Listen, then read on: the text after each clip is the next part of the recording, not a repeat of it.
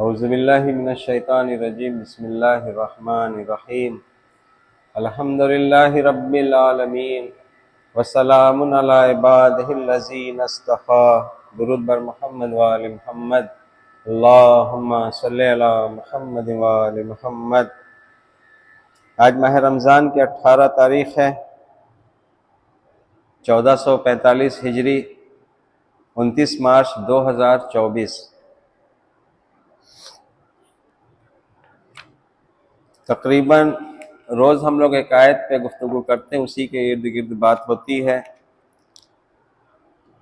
سورہ بنی اسرائیل کی 9 نمبر کی آیت کہ یہ قرآن یقیناً اس راہ کی ہدایت کرتا ہے جو بالکل سیدھی ہے۔ بالکل سیدھی یعنی کہ قرآن کے نظر میں وہ بالکل سیدھی جو راہ ہے وہ صراط مستقیم ہے، اور بشارت خوشخبری دیتا ہے ان ایمان والوں کے لیے جو قرآن کی ہدایت کو مانتے ہوئے اس پہ عمل انجام دیں، عمل صالح انجام دیں، ان کے لیے خوشخبری ہے اور ان کے لیے بڑا اجر ہے۔ تقریباً روز ہی بات ہو رہی ہے کہ یہ قرآن کا جو دعویٰ ہے، سورہ بنی اسرائیل کی 9 نمبر کی آیت کہ یہ قرآن یقیناً اس راہ کی ہدایت کرتا ہے جو بالکل سیدھی ہے۔ تو روز کچھ نہ کچھ بات اس پہ ہوئی ہے، وہ اب روز کی بات تو دہرائی نہیں جا سکتی ہے، وقت بھی کم ہوتا ہے، تو جس کو دیکھنا ہو تو وہ سلسلے وار یوٹیوب پر موجود ہے، دیکھ سکتا ہے۔ بہرحال اس میں ایک ہدایت تھی جو پہلے بھی بات ہوئی تھی، پھر بات ہو رہی ہے۔ سورہ نساء کی 59 نمبر کی آیت، بسم اللہ الرحمن الرحیم، یا ایھا الذین آمنوا اطیعوا اللہ واطیعوا الرسول واولی الامر منکم۔ یہ قرآن کی ایک ہدایت ہے۔ وہ ہدایت کیا ہے؟ اس کا ترجمہ یہ ہے کہ اے وہ لوگ جو ایمان والے ہو یا ایمان لائے ہو، یا جو قرآن میں جو حقانیت اللہ کے حکم بیان کیا گیا ہے اس کو سنا ہے، اس کو مانا ہے۔ ایمان کا تعلق صرف زبان سے نہیں ہے۔ یہاں پہ تھوڑا سا خلاصہ کر دیتے ہیں ایمان کا۔ مولا علی کا قول ہے، زبان سے اقرار، دل میں یقین، اعضاء و جوارح سے اس کا عمل، یہ ایمان ہے۔ زبان سے اقرار، دل میں یقین کس چیز کا، اور اعضاء و جوارح سے عمل، یعنی کہ جس چیز کو میں نے مانا ہے، اس کو ایکسپٹ کیا ہے۔ مثلا جیسے قرآن کا ہی ہم نے مثال دیا تھا کہ اگر والد کا انتقال ہو گیا ہے، ہم نے مانا ہے کہ ترکہ کا جو نظام قرآن میں رسول اللہ نے اللہ کے حکم سے بیان کیا ہے کہ تمہارے جب والد کا انتقال ہو جائے، جب وہ ترکہ چھوڑ کے جائیں تو اس کو اس طرح سے مرد و عورتوں میں تقسیم کر لو۔ مرد کا جو ترکہ میں حصہ ہوگا وہ عورت کا دوہرا ہوگا، یعنی کہ پہلے عورت کا طے ہوگا ترکہ میں حصہ، پھر مرد اس کا دوہرا لے لیں گے۔ یہ اللہ کا نظام ہے جو قرآن میں بیان کیا گیا ہے۔ تو یا ایھا الذین آمنوا سے مطلب کیا ہوا؟ یہی کہ جس نے اس قانون اللہ کے حکم کو مانا، اگر مانا تو اس پہ عمل کرو۔ تو مولا علی وہی بتا رہے ہیں کہ زبان سے اقرار، دل میں یقین، اعضاء و جوارح سے اس کو انجام دینا، یہ ایمان ہوا۔ اے ایمان والو، اللہ کی اطاعت کرو اور اس کے رسول کی اطاعت کرو، اور تم میں جو صاحبان امر ہیں، صاحبان امر، ان کی اطاعت کرو۔ اور ترجمے میں جو لکھا ہے اس کو بھی ہم آگے پڑھ دیتے ہیں، اس کی وضاحت اگر ہو پائے گی تو ٹھیک۔ پھر اگر تمہارے درمیان کسی بات میں نزاع ہو جائے تو اس سلسلے میں اللہ اور رسول کے طرف رجوع کرو۔ اگر تم اللہ اور روز آخرت پر ایمان رکھتے ہو، یہی بھلائی ہے اور اس کا انجام بھی بہتر ہوگا۔ ذالک خیر و احسن تاویلا۔ کہ جو اللہ کی اطاعت کرو، اللہ کے رسول کی اطاعت کرو، اس کا مطلب کیا دو اطاعت ہے؟ نہیں، کہ جو رسول کی اطاعت کرے گا گویا اس نے اللہ کی اطاعت کی۔ محور جو اطاعت کا بتایا تھا، کل اسی پہ چھوڑی تھی بات، کہ جو محور ہے اطاعت کا وہ ہے رسول اکرم صلی اللہ علیہ وسلم کی ذات۔ کیا ہم آج 2024 میں ہیں تو ہمیں رسول اللہ کی اطاعت کرنی ہے یا نہیں کرنی ہے؟ اطاعت کرنی واجب ہے یا نہیں ہے؟ عموماً انسان سوچتا ہے کہ رسول کی اطاعت کرنا یعنی کہ سنت عمل کو انجام دینا، رسول کی سنت پہ عمل کرنا، یہ ایک رائج وہ فلسفہ بن گیا ہے۔ رسول، اللہ نے جو رسول کو بھیجا ہے وہ ایسے رسول نہیں ہے کہ اس کی اطاعت کیا تو سنت پہ عمل ہو گیا، اللہ کی اطاعت کی تو واجب پہ عمل ہو گیا، ایسے نہیں ہے۔ اللہ کی اطاعت کرو، اللہ کے رسول کی اطاعت کرو، یعنی کہ اللہ نے جو حکم دی، اللہ کا حکم لے کے کون آیا؟ رسول اللہ صلی اللہ علیہ وسلم لے کے آئے۔ تو ہم جب اطاعت کریں گے تو وہ کس کی اطاعت ہوگی؟ رسول کی اطاعت ہوئی کہ نہیں ہوئی؟ حکم اللہ کا مانا ہم نے رسول اللہ کی زبانی، تو یہ رسول کی اطاعت ہوئی۔ مثلا اللہ کا حکم کیا تھا رسول اللہ کو؟ کہ میرے بندوں سے کہہ دو کہ میرے علاوہ کسی کی بندگی نہ کرے، تو رسول اللہ نے وہ پیغام پہنچایا، اللہ تعبدوا الا اللہ، سوائے اللہ کے کسی کی عبادت نہ کرنا۔ تو ہم نے رسول کی بات مانی، قبول کی، ایمان لائے تو اس کی اطاعت کی، تو یہ رسول اللہ کی اطاعت ہی اللہ کی اطاعت ہو گئی۔ یہ واضح ہو چکا تھا، پیچھے 3 4 5 دن کی بھی اگر کوئی سنے گا تو اس میں پوری وضاحت ہے۔ اب آتے ہیں اولی الامر کی طرف۔ وَأُولِي الْأَمْرِ مِنْكُمْ، اور تم لوگوں میں جو اولی الامر ہے۔ اولی الامر یعنی کہ اللہ اور رسول کے بعد کا یہ منصب ہوتا ہے۔ اولی الامر میں سب سے پہلی جو فرد آئے گی وہ آئے گی امامت کی۔ رسالت کے بعد ہم لوگ کے یہاں امامت کا سلسلہ شروع ہوتا ہے، تو سب سے پہلی فرد امام ہوئے اولی الامر میں۔ جو لوگ امامت کو نہیں مانتے ہیں رسول اللہ کے بعد، خلافت کو مانتے ہیں، تو ان کے یہاں رسول اللہ کے بعد جو اولی الامر ہوئے پہلی فرد وہ ہوئے خلیفہ۔ دیکھیں دونوں بالکل واضح بھی ہو جائے گا یہ کیا ہے، دونوں میں فرق کیا ہے، خلافت اور امامت میں۔ ہمارے یہاں اللہ کے رسول کے بعد اولی الامر میں سب سے پہلی فرد آتی ہے امامت۔ امامت کے بعد آتی ہے امام کے جو جانشین ہوتے ہیں، جن کو ہم ولی فقیہ کہتے ہیں۔ ولی فقیہ اس کا صحیح لفظ اس میں دیکھا جائے اس پیراگراف میں وَأُولِي الْأَمْرِ مِنْكُمْ، تو وہ لفظ بنتا ہے ولی امر مسلمین۔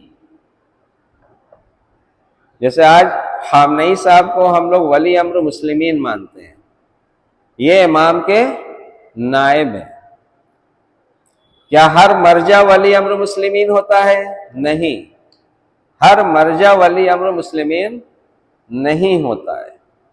ولی امر مسلمین ایک ہوگا، جو مراجع کرام بھی ہوں گے، ان کے جو ہوں گے ماننے والے، وہ سب ولی امر مسلمین کی اطاعت کریں گے۔ وہ نظام اس طرح سے ہے ولی امر مسلمین کا۔ بہرحال ولی امر مسلمین کے اوپر آتے ہیں وَأُولِي الْأَمْرِ مِنْكُمْ، تو اس میں سب سے پہلی فرد ہم امام سے لیتے ہیں، اور جو لوگ امامت کے قائل نہیں ہیں وہ خلیفہ سے لیتے ہیں۔ مثلا رسول اللہ کی رحلت کے بعد ہمارے یہاں ہے کہ مولا علی پہلے امام، اور غیر شیعہ کیا ہیں کہ پہلے خلیفہ حضرت ابو بکر۔ قرآن کہہ رہا ہے کہ اطاعت کرو اللہ کی، اس کے رسول کی، اور اولی الامر کی۔ اس کا مطلب کیا ہوا؟ مثلا یہ صرف عقیدے کی بات ہے کہ ہم نے امامت کا سلسلہ شروع کیا رسول اللہ کے بعد، یا غیر شیعہ نے خلافت کا شروع کیا؟ تو آیا قرآن جو ہمیں دے رہا ہے بات، یہ کیا ہے؟ اولی الامر کیا ہے؟ قرآن جو بتانا چاہ رہا ہے کس لیے؟ اطاعت کی بات کر رہا ہے۔ اولی الامر اطاعت کی بات کر رہا ہے۔ جس طرح سے اللہ کی اطاعت، اللہ کے رسول کی اطاعت، اسی طرح سے اولی الامر کے لیے بھی اطاعت کی بات ہو رہی ہے۔ تو مین یہاں پہ مدعا ہے کہ اطاعت کی بات ہو رہی ہے، نہ کہ بحث و مباحثہ یا کسی کو ذلیل کرنا، کسی کو نیچا دکھانا، کسی کو اوپر کرنا، اس لیے بات نہیں ہے۔ تو اولی الامر ہمارے یہاں پہلی فرض امامت کی، غیر شیعہ کے پہلی فرض خلافت کی۔ تو اولی الامر کرے گا کیا؟ جیسے اللہ کی اطاعت ہے، رسول کی اطاعت ہے، پھر اولی الامر کی اطاعت ہے کہ رسول کی اطاعت کر لیا، گویا اللہ کی اطاعت ہو گئی۔ تو اولی الامر کی اطاعت کی کیا ضرورت ہے؟ اولی الامر کی اطاعت رسول کے بعد کی ضرورت ہے۔ اللہ کا جو پیغام رسول اللہ لے کے آئے گئے وہ قرآن کی شکل میں ہمارے پاس موجود ہے۔ قرآن کی کتنی اہمیت ہماری نظر میں ہے؟ جیسے مثلاً یہ قرآن ہے، تو قرآن میں اللہ کا حکم بیان ہے کہ اللہ کی معرفت قرآن کے ذریعے حاصل کی جا سکتی ہے کہ نہیں کی جا سکتی ہے؟ رسول اللہ کی معرفت قرآن کے ذریعے حاصل کی جا سکتی ہے یا نہیں کی جا سکتی ہے؟ کی جا سکتی ہے۔ تو اولی الامر کی معرفت کیا قرآن کے ذریعے حاصل کی جا سکتی ہے یا نہیں کی جا سکتی؟ تو اولی الامر کی ضرورت ہے اطاعت کرنے کے لیے ہمیں۔ کیوں؟ کہ قرآن کا جو مطالبہ ہے، جو تمام انبیاء کا تذکرہ ہے، اس میں یہی ہے کہ قومیں گمراہ تبھی ہوتی تھی جب وہ اپنے رسول کی اطاعت سے روگردانی کرتی تھی۔ اب رسول اللہ صلی اللہ علیہ وسلم آخری نبی، ان کے بعد کوئی نبی نہیں آئے گا، کوئی کتاب نہیں آئے گی، تو رسول اللہ کی اطاعت اب قیامت تک جتنے لوگ پیدا ہوں گے سب کو اطاعت کس کی کرنی ہے؟ رسول اللہ کی۔ اور قرآن یہ آخری کتاب ہے، اس کے بعد کوئی کتاب نہیں آئے گی، تو سب کی ہدایت کی کتاب بھی کون ہوگی قیامت تک کے لیے؟ قرآن ہوگی۔ تو اب اولی الامر کی اطاعت کرنا ہے تو اولی الامر دیکھتے ہیں وہ کہتا کیا ہے۔ مثلا اگر رسول اللہ کی زبانی قرآن میں ہم رسول کی اطاعت کر رہے ہیں، کیسے کر رہے ہیں؟ اللہ کا رسول کہہ رہا ہے، سورہ انعام کی ہی آیت پڑھا کہ آؤ میں تم لوگوں کو یہ بتاؤں کہ تم لوگوں کے رب نے تم لوگوں پر کیا حرام کیا ہے۔ سورہ انعام کی 151 نمبر کی آیت۔ تو یہ اللہ کا رسول اللہ کے حکم کو بیان کر رہا ہے نا۔ 1500 سال پہلے رسول اللہ نے بیان کیا تھا، اللہ نے اس کو قرآن کی آیت بنایا۔ تو آج ہمارے درمیان جو اللہ کا رسول موجود ہے تو وہ قرآن کی شکل میں موجود ہے۔ تب اللہ کے رسول نے جب بتایا کہ آؤ میں تمہیں بتاؤں کہ تم لوگوں پر کیا اللہ نے حرام کیا تم لوگوں پر، وہ یہ کہ اس کے ساتھ کسی کو شریک نہ کرو، سوائے اس کے کسی کی بندگی نہ کرو، والدین کے ساتھ حسن سلوک کرو، رشتہ دار کو اس کا حق دو، پڑوسی کو اس کا حق دو۔ اس میں تمام قانون آ جائے گا، اللہ کا حکم۔ تو یہ ہم رسول کی اطاعت کر لیا۔ تو اولی الامر کی اطاعت کیا ہے؟ اس کو جیسے ہم ہر طرح سے گھما کے سوال پیدا کر رہے ہیں، سننے والا بھی اگر کچھ سوال پیدا کرے خود سے بھی، جتنا سوال پیدا کریں گے اتنی بات کی وضاحت ہوگی کہ اولی الامر کی ضرورت کیا ہے۔ جب قرآن موجود تھا تو قرآن میں اللہ کی بھی اطاعت ہو رہی، رسول کی بھی اطاعت ہو رہی، تو سب لوگ قرآن سے ہی اطاعت کر لیتا۔ اولی الامر کی ضرورت کیا تھی؟ تو رسول اللہ صلی اللہ علیہ وسلم نے، ہم نے کئی بار بیان کیا ہے کہ اپنے وصیت میں بتایا تھا رسول اللہ نے کہ میں تم لوگوں کو دو گراں قدر چیزیں دیے جا رہا ہوں، ایک قرآن اور ایک اپنی اطرت۔ اطرت سے ہم نے جو لیا اہل بیت کو لیا، اہل سنت نے جو لیا وہ سنت سے لیا، اہل حدیث نے جو لیا وہ حدیث بنایا۔ ہم اپنی بات ابھی کرتے ہیں، تو رسول اللہ کی وصیت میں دونوں کا تذکرہ کیوں ہے؟ تاکہ تم گمراہ نہ ہو جاؤ۔ جب تک متمسک رہو گے دونوں چیز سے، قرآن و اہل بیت سے، تو گمراہ نہیں ہوگے۔ تو رسول اللہ کو اپنی امت کو گمراہی سے بچانے کی کتنی فکر تھی کہ اب قیامت تک نہ کوئی نبی آئے گا، نہ کوئی دوسری کتاب نازل ہونا ہے۔ یہی کہ قرآن جو قیامت تک کے لوگوں کے لیے ہدایت ہے، ھدی للناس ہے، وہی نبی آخری رسول ہے، سب کے لیے وہی نبی رہے گا۔ تو رسول اللہ نے انتظام کیا ہے کہ امت گمراہ نہ ہو، تو قرآن اور اہل بیت سے متمسک، اطرت سے متمسک رہو گے تو گمراہ نہیں ہوگے۔ تو کیا یہ دونوں الگ الگ چیز ہے؟ اس کی ضرورت کیا تھی؟ صرف قرآن ہی چھوڑ دیتے۔ اس سے اب یہ پتہ لگے گا کہ جو اولی الامر ہوتا ہے تو اولی الامر کرتا کیا ہے۔ اس کا بہترین طریقہ یہ ہے کہ اگر ہم اس کو اسی وقت لے کے جائیں بات کا، اگر ہمیں کچھ خبر مل جائے کہ جب رسول اللہ صلی اللہ علیہ وسلم کی رحلت ہوئی تھی تو اس وقت ماحول کیا تھا، اس وقت کیا ہوا تھا، اس وقت کسی نے کچھ کہا تھا، کسی نے کچھ کہا تھا، تو کچھ بات ہے۔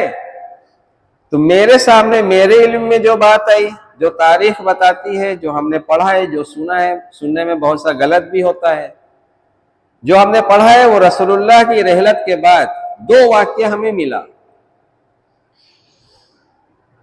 اولی الامر کیا ہوتا ہے اس کو دیکھنے کے لیے، اس کا کام کیا ہوتا ہے، یہ ذہن میں رکھیے گا کہ اللہ کے رسول نے گمراہی سے بچنے کے لیے 2 چیز دی ہے، حدیث ثقلین، قرآن اور اطرت، اپنے اہل بیت کو، یہ ذہن میں رکھیے گا۔ رسول اللہ کی رحلت ہوئی، سب سے پہلا جو ایک چیز دکھا ہمیں جناب سیدہ سلام اللہ علیہ کا ایک عمل دکھا۔ ہم نے مجلسوں میں بھی سنا، تھوڑا سا پڑھا بھی، کہ جناب سیدہ سلام اللہ علیہ کا ایک باغ رسول اللہ کا تھا، باغ فتق کے نام سے۔ تو حق کی بات ہو رہی تھی کہ یہ میرا حق ہے۔ وہ کہتے تھے کہ نہیں، رسول جو خلیفہ تھے، خلیفہ وقت تھے، وہ کہتے تھے کہ اللہ کے نبی رسول اپنا وارث نہیں بناتے ہیں، نہ وارث بنتے ہیں نہ وارث بناتے ہیں۔ دیکھیے بات بہت پریزنٹ ہو کے سنیے گا، ایک دم حاضر ہو کے، ایک ایک بات پہ پوائنٹ رکھ کے، تب سمجھ میں آئے گی۔ ان کا عذر کیا تھا؟ وہ ان کی دیکھیے حیثیت کیا تھی، وہ اولی الامر منکم کی حیثیت تھی اس وقت خلیفہ اول کی۔ کون سی حیثیت تھی؟ وہ اولی الامر منکم، تم میں جو اولی الامر ہے، اللہ کی اطاعت کرو، اللہ کے رسول کی اطاعت کرو، اور وہ اولی الامر منکم، اولی الامر کی اطاعت کرو۔ تو رسول اللہ کی رحلت کے بعد پہلے خلیفہ بنے حضرت ابو بکر۔ تو حضرت ابو بکر کی وہ منصب کیا ہے؟ اولی الامر منکم کا منصب ہے، ٹھیک ہے؟ نہیں سمجھ میں آئے گی تو بار بار سن لیجئے گا۔ تو وہ اولی الامر منکم کا منصب ہے، وہ ان کے ساتھ کچھ اور لوگ یہ کہہ رہے ہیں۔ جناب سیدہ سلام اللہ علیہ جب اپنے باپ کی میراث لینے گئی تو انہوں نے کہا کہ ہم نے رسول اللہ سے سنا ہے کہ نہ ہم گروہ انبیاء نہ وارث بنتے ہیں نہ وارث بناتے ہیں، یہ کہا تھا، سنا بھی ہوگا مجلس میں۔ اب دیکھیے ان کی حیثیت اس وقت ہے، اپنے کو انہوں نے رکھا تھا اولی الامر منکم کی جگہ۔ اب بات کیا کر رہے ہیں کہ ہم نے رسول اللہ سے سنا ہے، مطلب حدیث بیان کر رہے ہیں کہ ہم گروہ انبیاء نہ وارث بنتے ہیں نہ وارث بناتے ہیں۔ کہ جناب سیدہ سلام اللہ علیہ نے وہاں پہ خطبہ دیا، مسجد نبوی، دربار نہیں تھا، وہ مسجد نبوی تھی، ٹھیک ہے؟ تو وہاں خطبہ دیا ہے جو خطبہ فتق کے نام سے جانا جاتا ہے۔ اس خطبے کو جب پڑھیں گے، اللہ کی حمد، اللہ کی ثنا، حمد و ثنا کے بعد رسول اللہ کی رسالت، مولا علی کی ولایت، سب بیان کرنے کے بعد اب بیان کرتی ہے جناب سیدہ کہ کیا تم لوگوں نے قرآن کو پس پشت چھوڑ دیا ہے؟ کس چیز کو؟ قرآن کو۔ یہ کون کہہ رہا ہے؟ جناب سیدہ کہہ رہی ہیں۔ کس سے کہہ رہی ہیں؟ جو اس وقت کا اولی الامر منکم تھا، اس سے کہہ رہی ہے، ٹھیک؟ ہم یہاں پہ وضاحت اولی الامر کی کر رہے ہیں، تو اولی الامر کون ہوتا ہے، اس کا کام کیا ہوتا ہے، کیونکہ اس کی اطاعت ہمیں کرنی ہوتی ہے۔ اگر اطاعت اولی الامر کی صحیح اولی الامر نہیں رہے گا تو ہمیں وہ اللہ کے راستے سے دور کر کے ہم سے طاغوت کی اطاعت کروا دے۔ طاغوت یعنی کہ سرکش، جو اللہ کے حکم کے، اللہ کے رسول کے نافرمانی کرائے، طغا۔ तुगियान, जैसे पानी में समंदर में तुगियानी आ गई, यानी कि तूफान, यानी कि जहां उसको रहना था वहां नहीं, एकदम उथल पुथल मच गया, ये तुगियान हुआ। तो अल्लाह के कानून से तुगियानी करना। तो अगर उलिल अम्र सही नहीं होगा तो मेरी अताअत जब हम करेंगे उसकी, क्योंकि हमें हुक्म है उलिल अम्र की अताअत का, उलिल अम्र को सिर्फ मानने का हुक्म नहीं है, जो ईमान ला चुके हैं उन्हीं से ये हुक्म है, या अय्युहल्लज़ीना आमनू अतीउल्लाह, अल्लाह की अताअत करो, वातिउर रसूल, रसूल की अताअत करो, व उलिल अम्र मिनकुम, और तुम लोगों में जो साहिबान अम्र हैं उनकी अताअत करो। तो यहाँ पे हम साहिबान अम्र की बात करें, क्योंकि साहिबान अम्र सही नहीं होगा तो हम अताअत मेरी सही नहीं होगी। बहरहाल वापस लौटते हैं मस्जिद नबवी में रसूलुल्लाह की वफात के बाद जो बात हो रही थी। अब जनाब सैयदा ने जब पूरी बात बयान करने के बाद थे उलिल अम्र मिनकुम हजरत अबू बकर, उनसे खुद जनाब सैयदा ने कहा कि क्या तुमने कुरान को पशे पुस्त डाल दिया है, यानी कि कुरान को छोड़ दिया है। इसका मतलब क्या हुआ, आगे जनाब सैयदा के खुतबे से ही वजाहत होगा। क्या कुरान में तुमने नहीं पढ़ा कि अल्लाह ने पहले बेटी का तरका तय किया है, बेटी का तरका का डबल लड़कों का तरका, मर्दों का तरका मुअय्यन किया है अल्लाह ने। तो क्या तुमने नहीं देखा, तुम कुरान को पसे पुछ छोड़ रहे हो। अब ये ध्यान देने के बाद ही जनाब सैयदा किस तरफ मुतवज्जे कर रही है, वक्त के उलिल अम्र मिनकुम को जनाब सैयदा किस तरफ मुतवज्जे कर रही है, कुरान में अल्लाह के हुक्म की तरफ मुतवज्जे कर रही है कि क्या तुम लोगों ने कुरान को पसे पुश्त छोड़ दिया है। क्या मैं रसूलुल्लाह अपने बाबा के दीन पर नहीं हूं, जिस दीन में लड़की का हक जो है कि डबल जो है लड़के का रखा गया है, मैं उस दीन पर नहीं हूं। तुम लोग अपने बाप की मीरास पाओ और मैं अपने बाप की मीरास ना पाऊं। और ये जो कह रहे हो कि मेरे बाबा ने कहा है कि हम गुरोह अंबिया ना वारिस बनते हैं ना वारिस बनाते हैं, तो क्या यहिया जकरिया का वारिस नहीं बना। जनाब यहिया अलैहिस्सलाम जनाब जकरिया अलैहिस्सलाम के बेटा, दोनों नबी। तो अब जनाब सैयदा उनको क्या दिखा रही है, कुरान ही तो दिखा रही है कि कुरान में है कि यहिया जकरिया का वारिस बना, सुलेमान दाऊद का वारिस बना, सुलेमान अलैहिस्सलाम दाऊद अलैहिस्सलाम के बेटा, दोनों नबी। तो ये कैसे कह रहे हो कि मेरे बाबा ने कहा है कि हम गुरोह अंबिया ना वारिस बनते हैं ना वारिस बनाते हैं। क्या तुम लोगों ने कुरान को पशे पुश्त छोड़ दिया है। ये थी जनाब सैयदा सलामुल्लाह अलैह की बात। तो वो किससे बात कर रही थी, उस दौर के उलिल अम्र मिनकुम से, जिसकी कुरान हमसे अताअत की बात कर रहा है। ठीक, जनाब सैयदा के जुमले से क्या लगा, इतनी बातें जितनी हमने बताई कि उलिल अम्र का काम है कि वो कुरान की अताअत करवावे, कुरान के हिसाब से अमल लोगों से खुद भी करे और करवाए भी। यही ना हुआ। और ये भी जो अगर आप उलिल अम्र मिनकुम देखेंगे तो हम जो मिंबर पे हम खतीब या उलमा को बैठाते हैं, ये भी उलिल अम्र मिनकुम की एक शाख आई निकलेंगे। जब आगे बढ़ के देखेंगे तो उसी में की एक शाख है, असली में देखा जाएगा तो हमारा वालिद भी जो होता है, हमारा वालिद भी उसी विलायत की ही शाख है। तो ये सब अताअत की बात होती है। तो हमें देखना होता है कि हमें किसकी अताअत करनी। तो कुरान से भटकना क्या हुआ। अब रसूलुल्लाह की वो बात याद करिए, देखिए इसमें बहुत बड़ा मसला हल हो जाएगा कि मैं तुम्हारे दरमियान दो गिराकत चीजें छोड़े जा रहा हूं, अल्लाह की किताब कुरान और अपनी इतरत अहले बैत को। तो क्या कुरान और अहले बैत दो हैं। अहले बैत किस तरफ भेज रहे हैं इन लोग को। जनाब सैयदा ने उनसे क्या कहा, किसकी बात की, कुरान की बात की या हदीस की बात की। उनसे यही तो कहा कि क्या तुम लोगों ने कुरान को पसे पुश छोड़ दिया है। دوسری جگہ خطبے میں مولا علی کا قول ہے کہ قرآن سے تمسک اختیار کرو. تو رسول اللہ تو خود ہی اپنے حدیث سے فرما چکے ہیں کہ میں تمہارے درمیان دو گراکے چھوڑے جا رہا ہوں، جب تک ان دونوں سے تمسک رکھو گے تو گمراہ نہیں ہوگے. پھر مولا علی بھی کہہ رہے ہیں کہ قرآن سے تمسک اختیار کرو. اس کا مطلب کیا ہوا؟ اس کو جب لے کے جائیں گے، اس کا مطلب ہے کہ ایک راستہ ہے، ٹھیک ہے، منزل ایک ہے. ہم تمہیں منزل کا پتہ بتائے دیتے ہیں اور ساتھ میں ایک آدمی دیے دیتے تھے، یہ تمہیں گمراہ ہونے نہیں دے گا. جو ساتھ میں آدمی ہوگا تو وہ ہمیں کیا کرے گا؟ اسی منزل کی طرف ہمیں ہانکے گا. بات سمجھیں گے نہیں؟ تو مولا علی کس طرف ہانک رہے ہیں ہم لوگوں کو؟ قرآن کی طرف. کیا ہم قرآن کی طرف جا رہے ہیں مولا علی کی بات سن کے؟